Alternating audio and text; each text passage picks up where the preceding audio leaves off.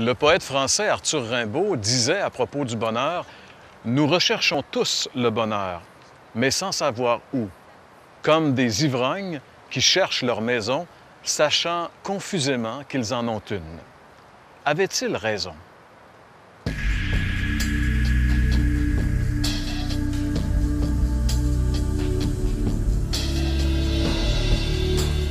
C.S. Lewis, l'auteur des célèbres chroniques de Narnia, disait à propos du bonheur: « Dieu ne peut pas nous donner le bonheur et la paix en dehors de lui, parce que ces deux choses-là n'existent pas en dehors de lui. » Une bonne nouvelle satisfaisante.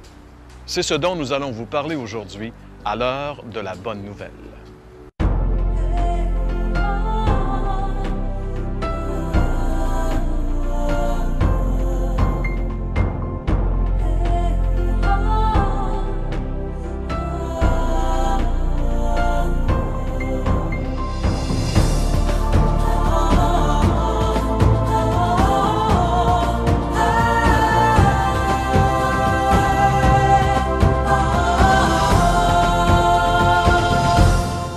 François, dans l'introduction de l'émission aujourd'hui, j'ai fait une citation du poète Arthur Rimbaud.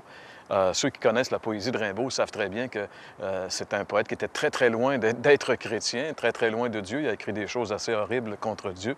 Mais dans cette citation, il réalise quand même qu'il recherche le bonheur. Et non seulement qu'il le recherchait, mais il dit « on recherche tous le bonheur ». Et je pense que venant d'un homme comme celui-là, ça nous rappelle que que nous soyons finalement dans le monde, on est tous à la recherche du bonheur. Il y a comme quelque chose qui nous manque et qu'on veut trouver.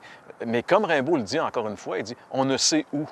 Il dit « on est comme des hommes ivres qui cherchent leur maison, mais qui savent confusément qu'ils en ont une, mais ils ne savent pas où la trouver ». C'est une image de poète extraordinaire quand même.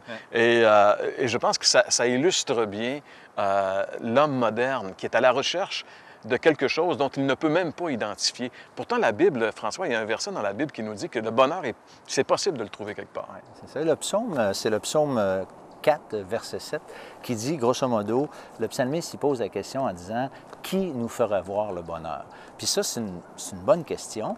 Et le psalmiste, en posant cette question, a aussi la réponse. Puis il répond à la question de la façon suivante.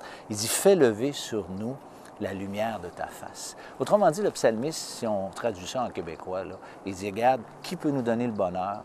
Bien, c'est en Dieu qu'on peut trouver le bonheur. Si on regarde juste autour de nous, il y a des petits moments relatifs de bonheur, bien sûr, mais le vrai bonheur, la paix du cœur, la joie, telle qu'on pourrait la connaître, ce n'est qu'en Dieu. Et là, on retrouve un petit peu cette pensée aussi de C.S. Lewis, qui lui était un chrétien, qui disait qu'en dehors de Dieu, le bonheur, ça n'existe pas, car lui seul peut nous le donner. Et il y a aussi, François, deux citations dans l'Ancien Testament de la bouche de David qui sont reprises dans le Nouveau Testament, qui est reprise dans le Nouveau Testament par l'apôtre Paul qui dit « Heureux celui à qui le péché est pardonné ». Puis, en réalité, le terme veut dire bienheureux, ou enfin un état d'allégresse indescriptible pour la personne qui réalise que Dieu a pardonné ses péchés, qui est en paix avec Dieu. Et ça, c'est possible, ce bonheur-là, uniquement que par la foi en Jésus, parce qu'on ne peut pas trouver finalement le pardon en dehors de Jésus.